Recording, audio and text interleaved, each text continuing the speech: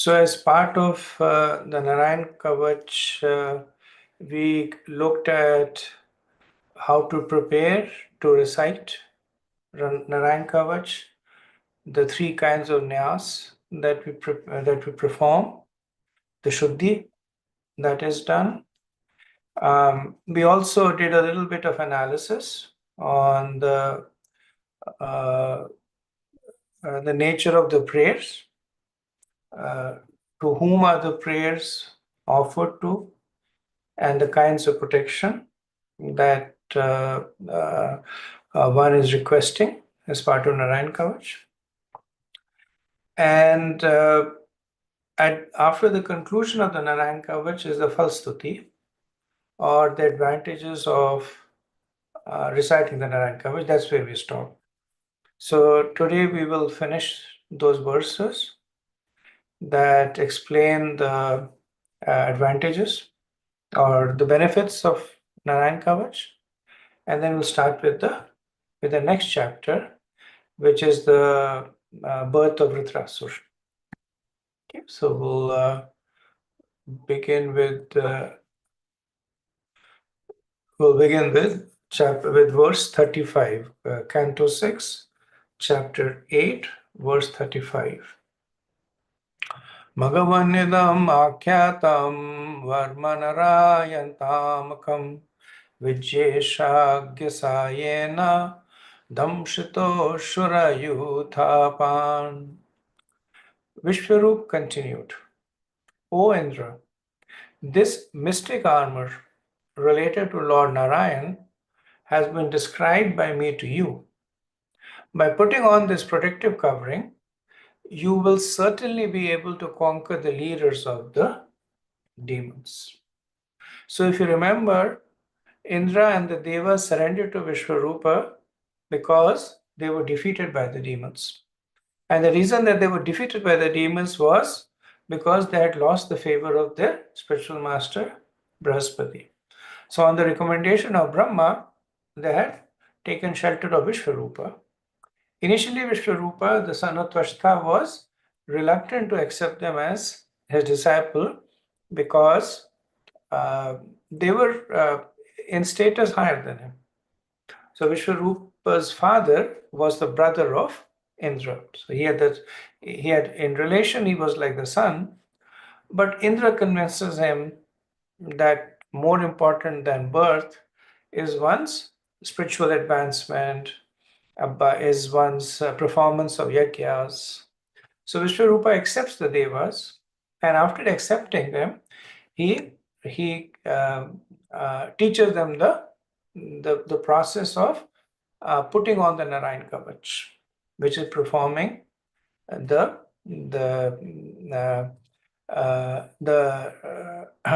various purificatory rituals, and then the actual recitation of the Narayan Kavach. Now is talking about the benefit of it. Right? That will take us to these 8 verses. Will take us to the end of the chapter. Verse 36. Etadharyamanasto yam yam pashyati chakshusha padavasam prashet sadhya sadhav sad samuchyate. If one employs this armor, whomever he sees with his eyes or touches with his feet is immediately freed from all the above mentioned dangers. So the above mentioned dangers are the dangers that were mentioned in the Narayan Kavach. Right?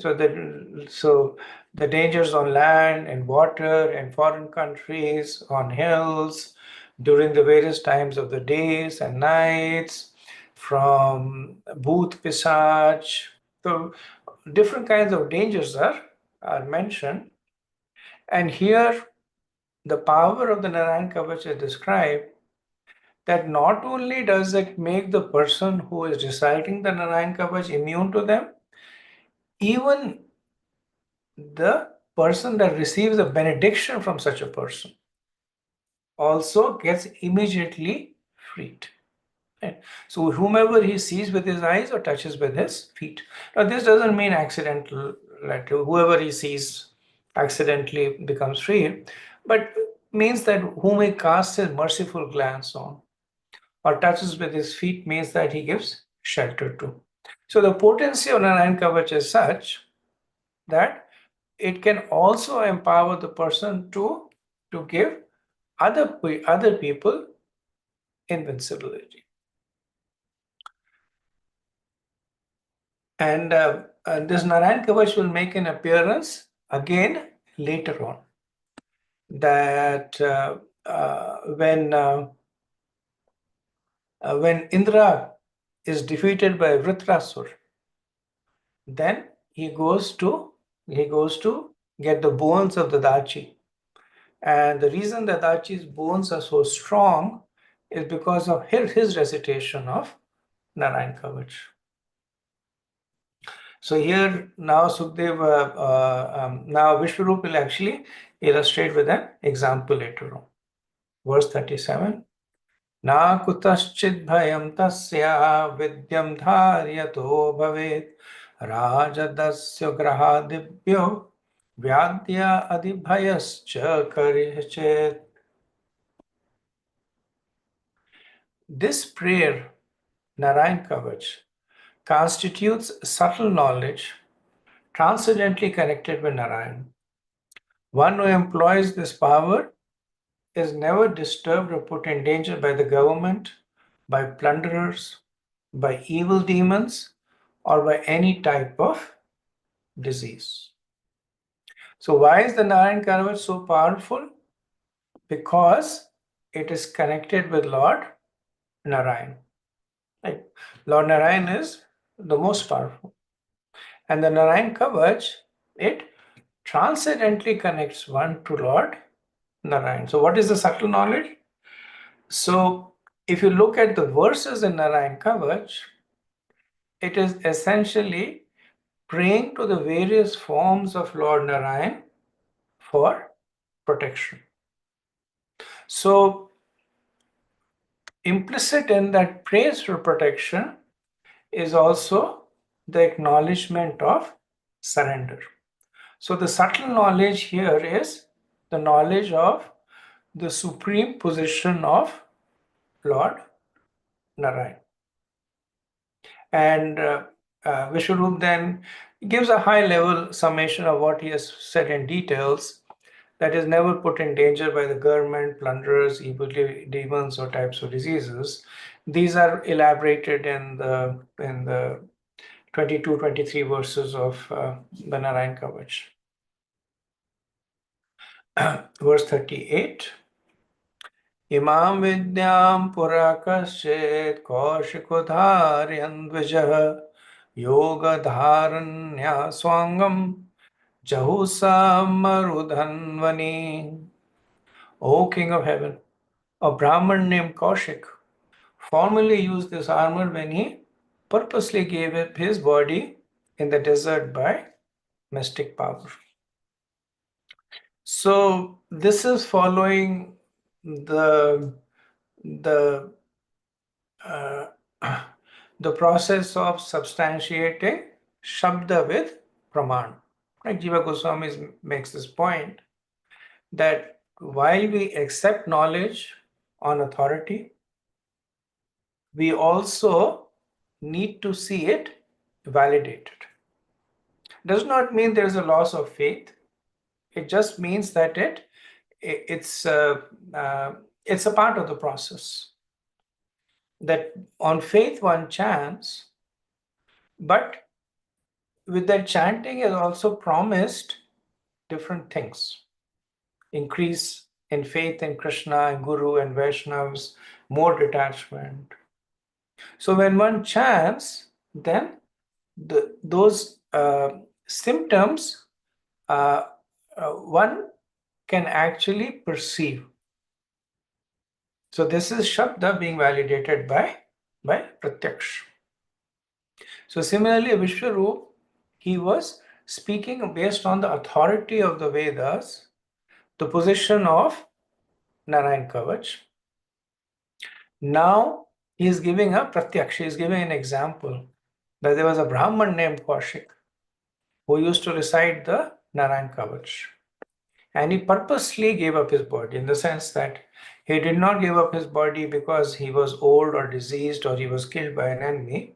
He, by his own will, he gave up his body. So let's see what happened then. Verse 39. Tasya pari vimanena gandharvapatirekada yayau chitratah stribhir vito yatra dvijakshaya. Surrounded by many beautiful women, Chitrarat, the king of Gandharva was once passing in his airplane over the Brahman's body at the spot where the Brahman had died. Next verse, 40. Gagananya patat sadhya swimano hayavaksiraha savalikya vachanan asthinyadaya vismitaha prasya prache saraswatyam snatva swam anvaga. Suddenly, Chitrarath was forced to fall from the sky headfirst with his airplane. Struck with wonder, he was ordered by the great sages named the Valikyas to throw the Brahman's bones in the nearby river Saraswati. He had to do this and bathe in the river before returning to his abode. So this is the residual power of Narayan Kavach. Right? So Kaushik had already died, and all that was left of his was of his bones. And Chitraratha, he was traveling on the airplane, he passed over the bones. So in the Vedas, stepping over somebody is considered to be inauspicious. So in the Mahabharata, we have this pastime about how Bhishma, he was once going on the mountain, and he saw a monkey there with its tail in the path. And Bhima, he stopped and he requested the monkey to move his tail, because of Vedic etiquette, the stepping over another living entity is considered to be inauspicious. And of course, the pastime is the monkey was actually Hanuman, and he said, "I'm too old to move. You move my tail yourself." And then Bhima, initially with his left hand, he tried to move it. With his right hand, he tried to move it with both his hands, and he failed. And then, of course, then the monkey manifested himself as Hanuman. And he embraced Bhima, and then he promised that during the battle, he would accompany Bhima by being present on the flag of Arjun. So here, Chitraratha, he also did this inauspicious thing of crossing over the bones of Kaushik in his airplane, right? And the power of Narayan Kavach was so much that even though Kaushik was not present, he had died. Chitrath, who was the king of the Gandharva Loka, and he was actually traveling in the sky in his Viman with the women, but he actually fed head first. And then the Valiklyas. The Valiklyas are the 60,000 sages that are the size of a thumb, and they're famous for their knowledge and austerity, and also famous for their prayers to Surya Devs. So they instructed Chitrarat to give a respectful Vedic disposal of the bones of Kaushik. So very much like the son of Kaushik, Chitrarat, he took the bones of Kaushik, put them into the river, took a bath, and then only was he able to continue to his own abode. Verse 41. Sri Sukavacha ya idam shunyat kale yodharyate chadrataha tam namashanti bhutane muchyate sarvato bhaya. Sri Sukdev Goswami said, "My dear Maharaj Parikshit, one who employs this armor or hears about it with faith and veneration, when afraid because of any conditions in the material world, is immediately free from all dangers and is worshipped by all living entities."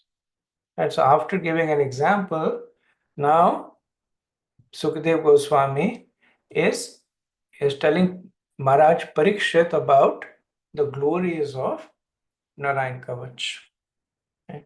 So, whether one recites it or whether one hears it, right? He's the one who employs or hears.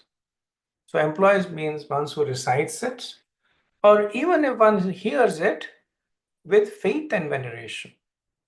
And with faith and veneration means that with complete faith in the in the potency of Narayan Kavach, in the position of Lord Vishnu, and veneration means worship, considering them to be worshipable, when afraid of any condition in the material world.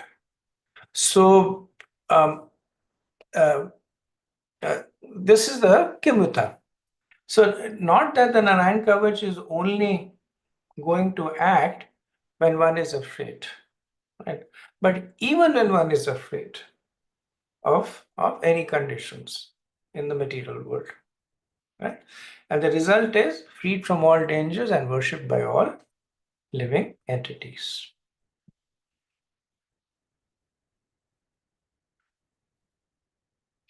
Okay, so we come to the last verse, verse 42. Etam vidyam adigato vishvarupa chatakratuhu Trailokya लक्ष्मीं भुजे विनिर्जित्यामृधेश्वरान्. King Indra, who performed 100 sacrifices, received this prayer for protection from Vishvarupa. After conquering the demons, he enjoyed all the opulences of the three worlds. So, before Indra had approached Vishvarupa, he had been defeated by the asuras. Right? So now, after having recited the understanding is that Vishvarupa, he performed a yajna in which he recited the Narayan Kavach, and all the devas, they then came under the protection of Narayan Kavach. And after that, they conquered the demons and enjoyed the opulence of the three worlds. So Srila Prabhupada writes in the purport, this mystical mantric armor given by Vishwarup to Indra, the king of heaven, acted powerfully, with the effect that Indra was able to conquer the asuras and enjoy the opulence of the three worlds without impediments. In this regard, Madhvacharya points out, Vidya karmani sada guru prapta phala pradaha annatha naiva phaladaha prashantakokta phala pradaha. One must receive all kinds of mantras from a bona fide spiritual master. Otherwise, the mantras will not be fruitful. Right? So, we see that Sukadev Goswami, he uh, so Shatkratu, so he describes Indra as Shatkratu, or the performer of 100 sacrifices. And this is a position that to a large extent was unique to Indra. Right? We see how Indra very jealously guards this position of holding on to being the performer of 100 sacrifices. But Sukhdev Goswami mentions over here to note that even though Indra was Shatkratu, he was still defeated by the Asuras. However, when he came under the protection of the Narayan Kavach given to him by Vishwarup, he was able to conquer the demons. So the Shatkratu, the 100 sacrifices, were not sufficient for Indra to ascertain this dominance. And Srila Prabhupada notes that the the the Narayan Kavach was, he calls it the mystical mantric armor. It acted powerfully because he received it from a bona fide spiritual master. And this was the point Prabhupada often made, that the Vedic mantras, they should be received from the spiritual master. He was especially critical of the Gayatri mantra. The Hare Krishna Maha Mantra, not so much, because he said Chaitanya Mahaprabhu has already given it to everybody. By the dispensation of Mahaprabhu, it is openly available to everybody. One does not have to, it doesn't become nishphala, even though the potency of chanting it becomes more so when it is received in the disciplic succession through initiation. But because it is empowered by Mahaprabhu, it is still potent. But the other Vedic mantras like the Gayatri mantra, etc., Prabhupada actually did not recommend being chanted unless they are given by the spiritual master. Okay, so that gets us to the end of this chapter. And quick summary, that the chapter began with Parishad Maharaj's inquiry about Narayan Kavach. Vishwarup then talks about the preliminary procedures to chant, to get ready to chant Narayan Kavach, the various kind of nyasas, the digbandhan that needs to be performed, then the actual recitation of the Narayan Kavach, which is protection by the Lord's incarnation, protection during different parts of the day, protection by the weapons of the Lord, protection by the Lord's names, energies, and attributes. Essentially, from verse 12 to 34, these 23 verses are the recitable Narayan Kavach. And then the last 8 verses, 35 to 42, talks about the potency, the power, and the falsity of Narayan Kavach. Okay, so let me stop over here and see if we have any discussion, questions, or comments on whatever we have discussed so far.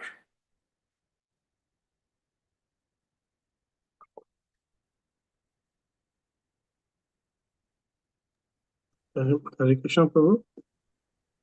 Okay, we as Gaudiya Vaishnava,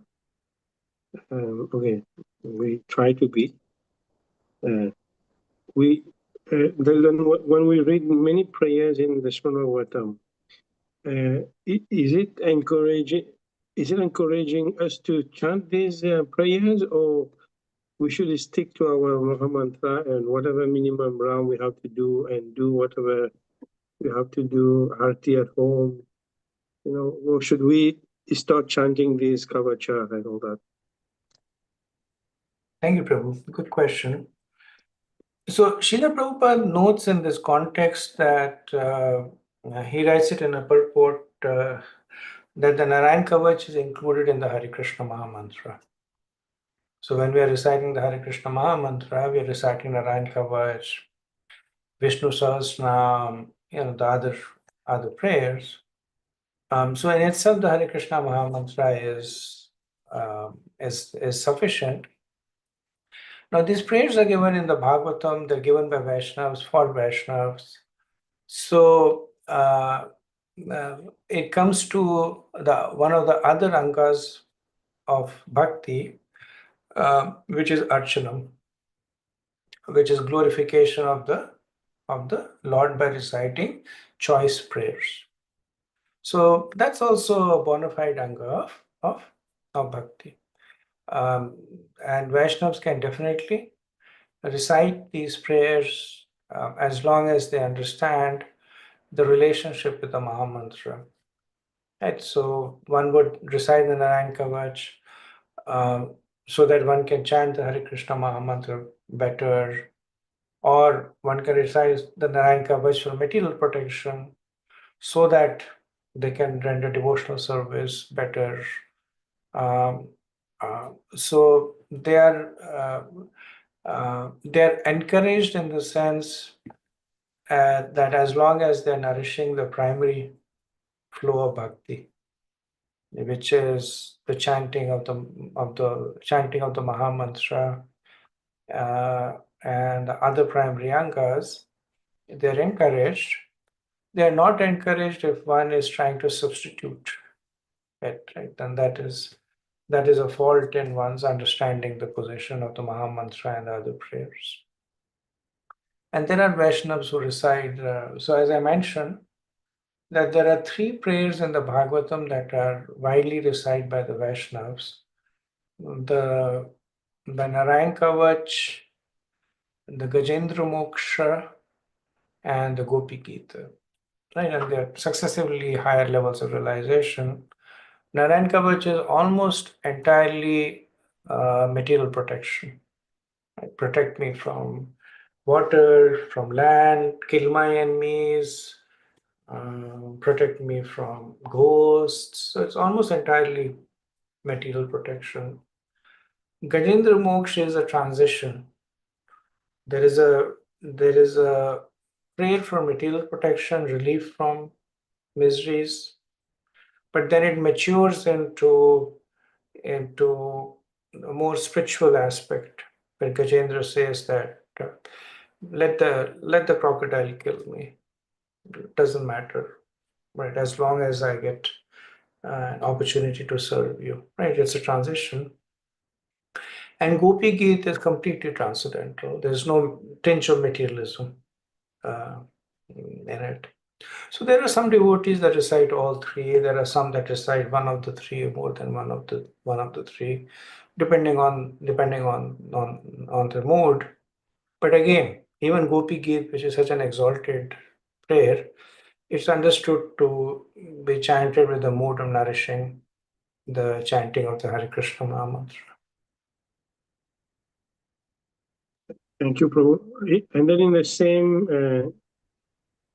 we know that 1,000 name of Lord Vishnu is equal to one name of Ram, and then free name of Ram is equal to one name of Krishna.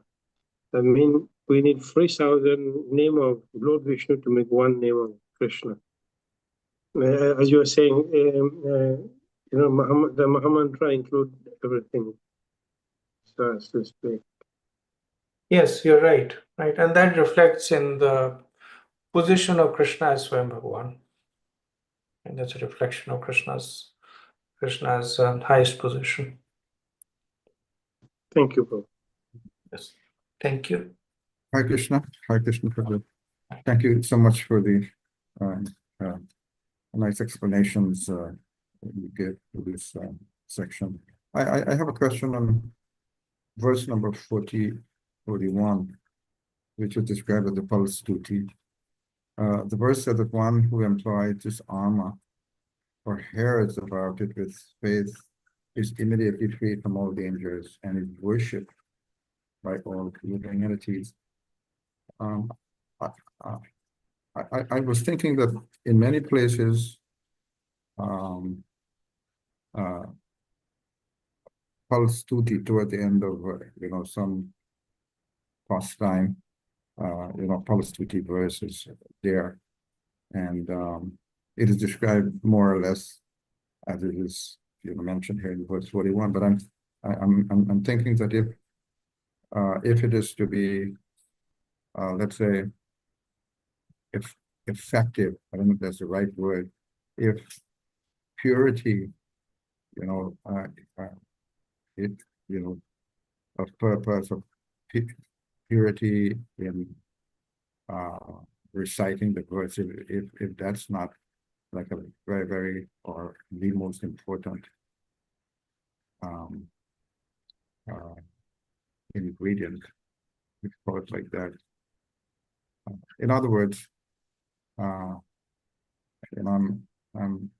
thinking any, if anyone, any kind of a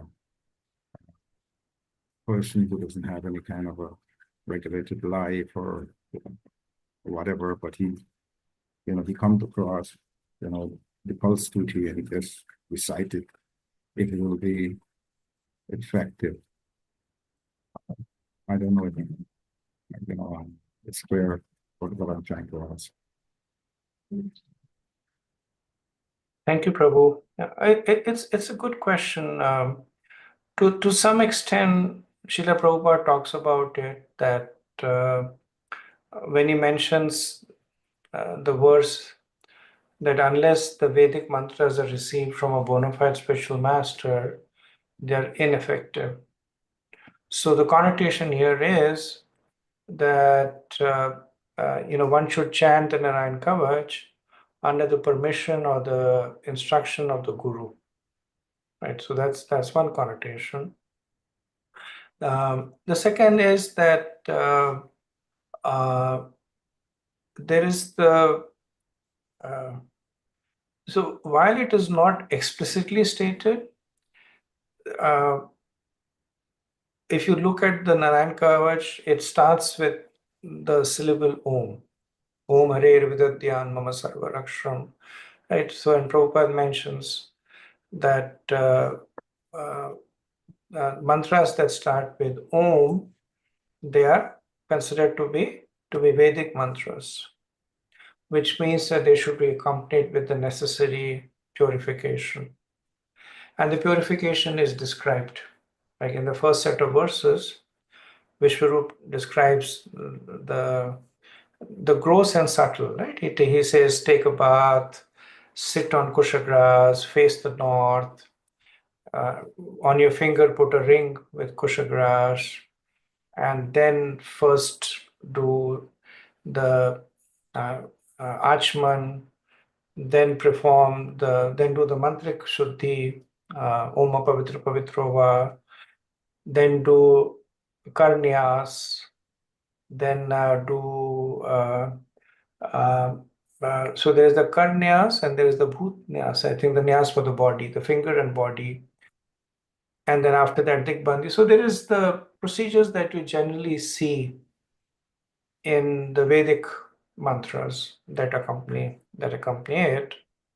So implicit understanding is that those who are Brahmanically inclined, who have received Brahman Diksha, who have received the instructions from the Guru Maharaj, who understand how to the procedure to recite Vedic mantras, they should recite it.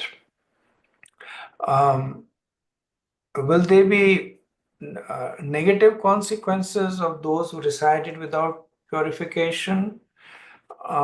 Does not say anywhere that there will be negative consequences about it. So these are prayers that appear in the Bhagavatam, which is Bhagavad Puran, and they generally appear with their own set of benedictions. So that part I don't know one way or the other, that it's strictly forbidden to chant it if one is not able to do satisfy all the conditions of the Vedic mantras. In the Hare Krishna Maha Mantra, it's given that it's explicitly stated that cannot be contaminated, right? Where it says that there are, what's the second verse of the Shishtastakam? That Nama Nama Khari Bhavuda Nija Sarvashakti Tatrapika Niyamate Smaranakala. Mahaprabhu explicitly says that Niyamate Smaranakala, that there are no rules and regulations in chanting. Not so mentioned in Narayan Kavach, so not able to answer that. But generally, if one is chanting, one should understand it to be at the level of a Vedic mantra and then approach it. Thank you. Thank you very much. Thank you, Prabhu. Okay, so if we have no further questions, let us move on to our next chapter, which is the appearance of Vritrasur. So this is the longest chapter, 55 verses, and it begins off a little after where 6.8 ends. So 6.8 ended with Indra defeating the Asuras by the power of Narayan Kavach, the Devas coming under the protection of Vishwarupa, right? And then after that, what happens? So um, uh, we have the chapter that culminates in the appearance of or doesn't culminate, but I think midway, the chapter Vishwarup will appear. So 6.9.1. Shri Sukuvacha Tasyam Vishwarupasya Shiramsi Trini Bharata Somapitham Surapitham Anadam Iti Shushruma. Sri Sukdev Goswami continued. Vishwarup, who was engaged as the priest of the demigods, had 3 heads. He used one to drink the beverage somaras, another to drink wine, and the third to eat food. O Parikshit, thus I have heard from authorities. So the first 10 verses are the setting the stage of Indra killing his spiritual master, Vishwarupa. So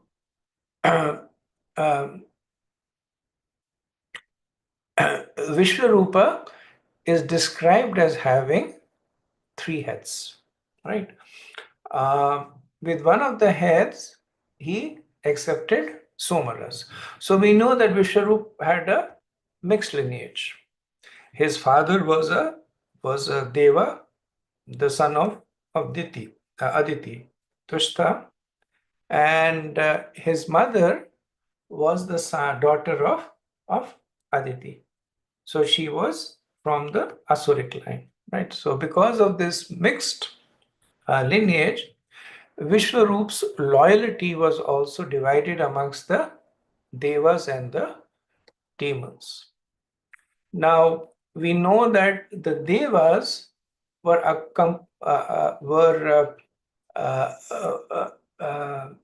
would drink the Somaras.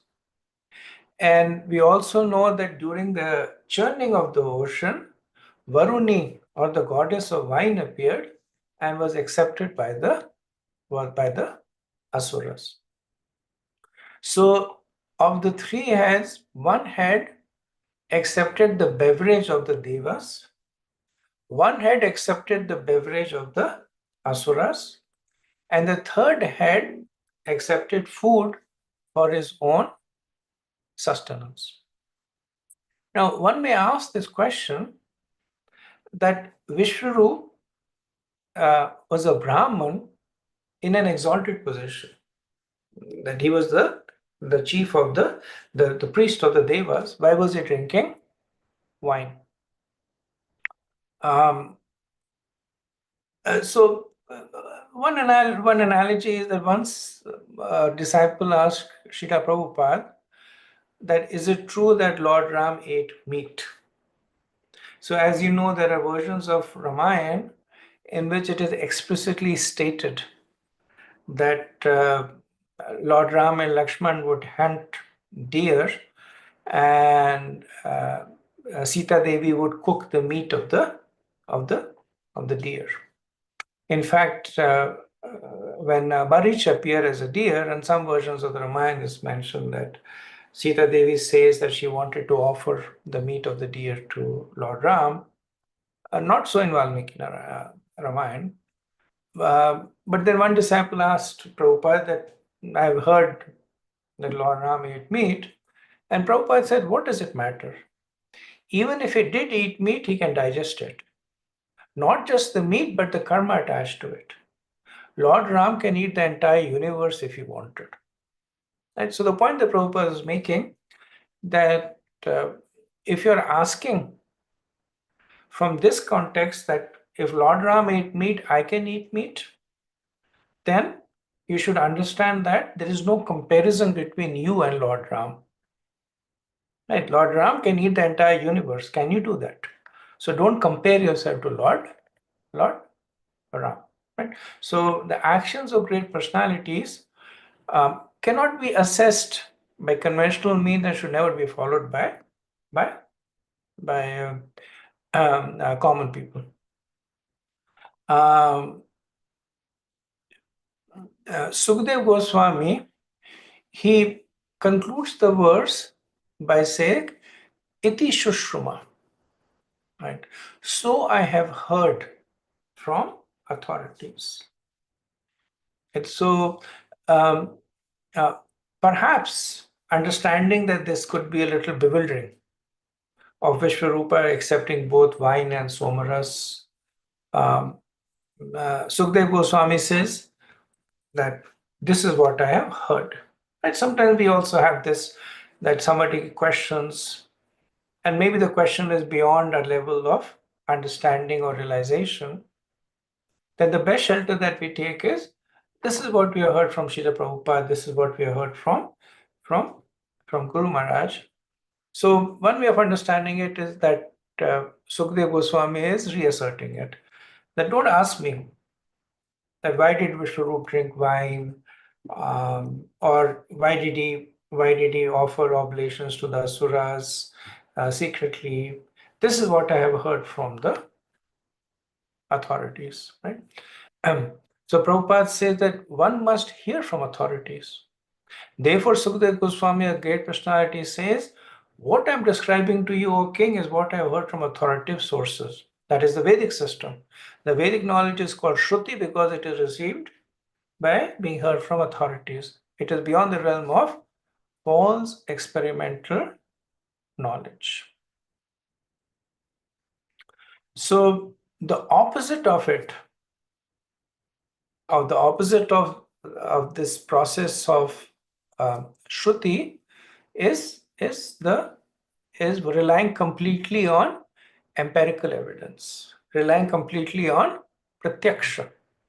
And this is how the modern day science works. That it rejects, the basis of science is that it rejects anything that cannot be proven empirically. Right? And again, science is not new. My Prabhupada mentioned that anything that you see, whether it is deviant or contrary, is also there in the Vedas. Otherwise, the Vedas would not be complete.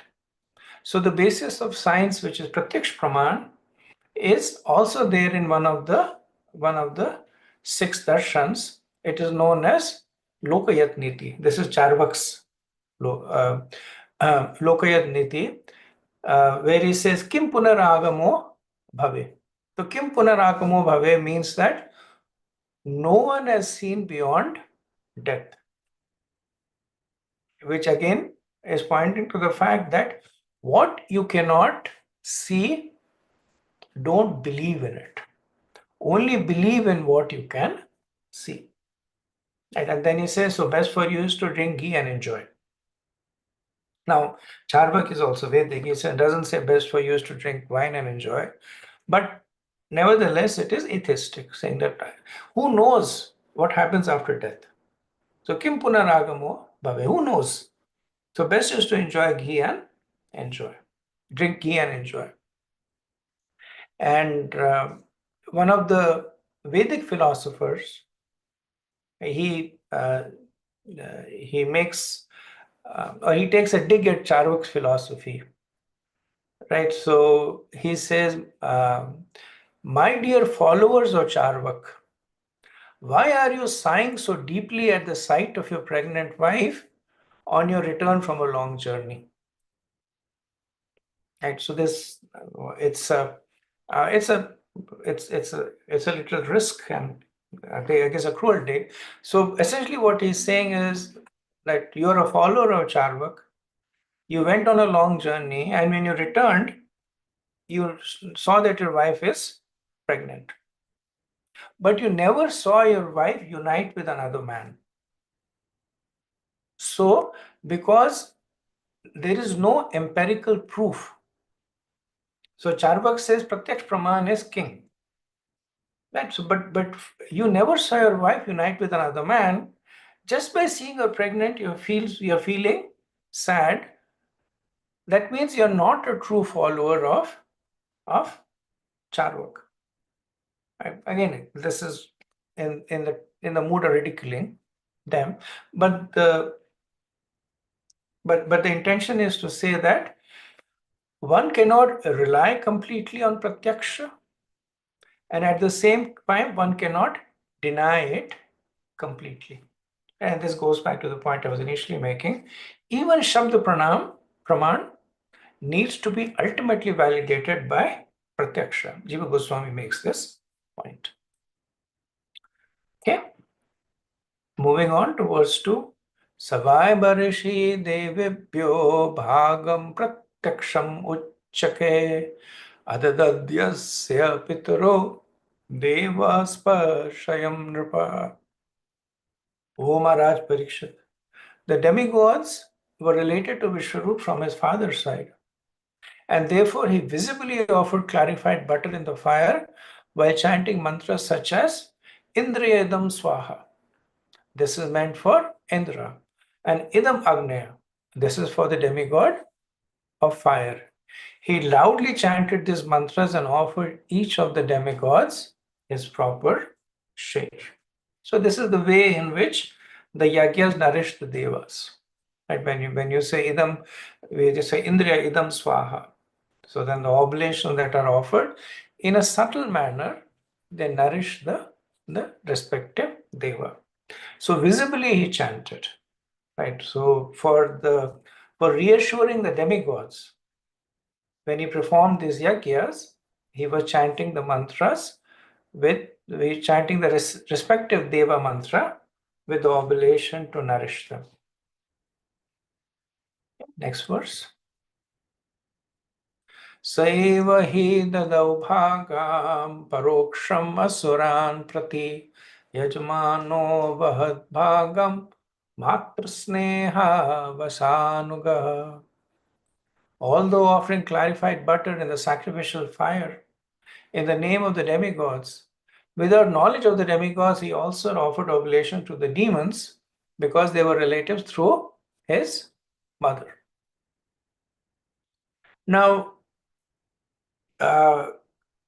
superficially, it looks like Vishwarupa was cheating the devas, that he had been employed by the devas to be their priests, but while visibly he was offering the mantras to the devas, secretly he was also offering the oblations to the asuras without the knowledge of the devas. Vishwanath Chakravarti Thakur presents it a little differently. He says that this is because Vishwarup was impartial. So because he was impartial, he did not want to favor either the suras or the asuras. He treated them both similarly. So the relatives from his mother's side, the asuras, and from the father's side, the devas, he treated them both the same. So this is the sign of an impartial Brahman. So just like the government depends on taxes to run, the devas, they depend on the oblations for their sustenance, right? Now, they are not so much dependent on the gross oblation. So when you offer ghee, they're not so much dependent on the ghee per se, right? But they are more dependent on the subtle offering. So the ghee gets offered to the fire burns the ghee. Along with the offering, the mantras are chanted. So this whole combination, it creates a subtle energy. And that is the subtle energy that nourishes the devas. So once Prabhupada was asked that in this age of Kali, there is no real performance of Vedic yagyas So how do the devas survive? And Prabhupada said they depend on the Sankirtan Yajna. Right. So just like the other mantras, they are nourishing the devas, the Hare Krishna Maha Mantra nourishes them even more so. And the other understanding, of course, is that the Kali Yuga is the smallest of all the yugas, right? Just 432,000 years in the Chatur Yuga cycle of 4.32 million years. So the duration of Kali Yuga is not very significant from the perspective of the devas. It's almost like it's a rough analogy. It's almost like you have breakfast and you have lunch and you don't have anything in between. It's not that a person will starve and die of death. Right? So Kali Yuga is a small part. The devas, they live for one mantra. Right? They live for a very, very long time. So the Kali Yuga is a small duration there. While Prabhupada said they do get disturbed, it does not cause them to be unduly agitated or perish. Now, when Indra offended Brahaspati, none of the other devas, they stood up and told Indra about the offense. They stayed quiet, and by that, they became implicitly a part of the offense. But when Indra went to Brahma, the first thing that Brahma did was that he chastised him and he chastised the devas because of this joint responsibility. So Indra, as a leader, was responsible not just for his own conduct, but also the implication of the action. Right? So a leader suffers because of incompetent followers. So if Indra had set a good example, if he had given good instructions to his followers, the devas, they would have had the courage to stand up and correct Indra. But Indra did not. And because of that, not only was he suffering, but the devas were also suffering. So the responsibility of a leader extends not just to himself, but to his followers also. And if a leader does not cultivate good followers, qualified followers, everybody suffers. So Radhanath Maharaj gives this example that once a building caught fire and the soldiers were trapped in the terrace of the building, right? And there were other soldiers at the bottom of the building and they had spread out their trampoline, the net. And then they were asking the soldiers to jump off the building. So the soldiers were jumping off the building and they were getting caught in the net and saved. And then the last to jump was the general. So when the general jumped, then the soldiers who were holding on to the net, seeing that the general was coming, they let go of the net and saluted him. And of course, then the general fell on the net and died. So the implication is that if the followers are not properly trained, if they are not intelligent, then the leader suffers.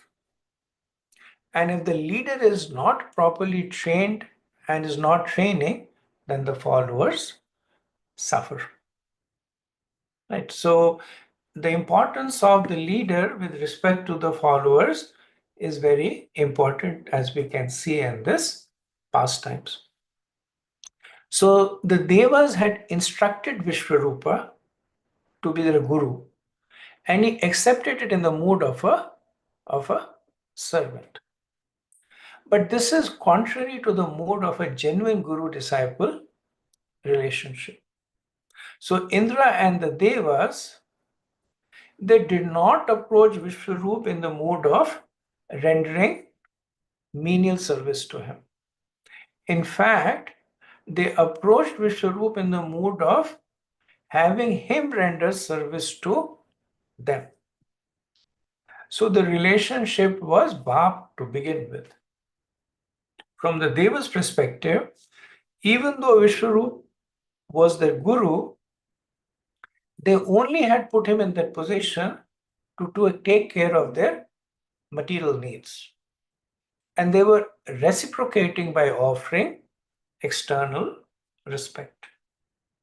But the moment that relationship became suspect, when they saw that maybe Vishwarup is not taking care of their needs, Indra kills him.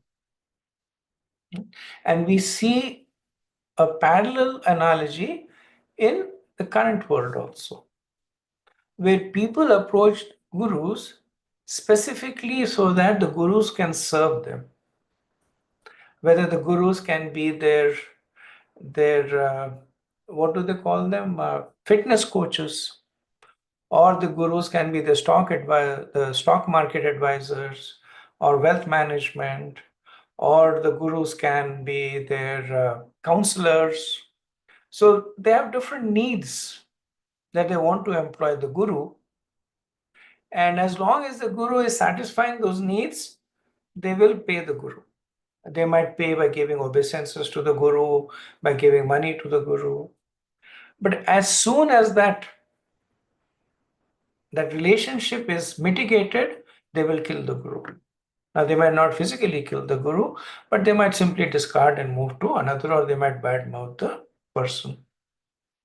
And that we see is what is there in this relationship between Vishwarup and the Devas. Now, Vishwarup was a genuine guru. In the Kali Yuga, we don't even have genuine gurus. Vishwarup was a genuine guru. Right? And this, even though it said that he was offering oblations to the Asuras, but it was a reflection of his impartiality as a Brahmin. But the Devas were not genuine disciples. Right? In in the 11th canto of the Bhagavatam, the Navayogendras, they instruct Maharaj Nimi that one cannot find permanent happiness even on the heavenly planets, which one can attain in the next life by ritualistic ceremonies and sacrifices. Even in the material heaven, the living entity is disturbed by rivalry with his equals and envy of those superior to him. And since one's residence in heaven is finished, with the exhaustion of prize fruitive activities, the denizens of heaven are afflicted by fear, anticipating the destruction of their heavenly life. Thus, they resemble kings who, though enviously admired by ordinary citizens, are constantly harassed by enemy kings and therefore never actually attain happiness. Right? So, in terms of gurus and let me finish this verse a little over time. So, in terms of gurus and disciples, this pastime is very illustrative because it captures, even though it's there in the Satyug, it captures the mood that will be seen with the degradation of the relationship. Okay, so I'll end over here, a little over time, but I'll see if there's any questions or comments.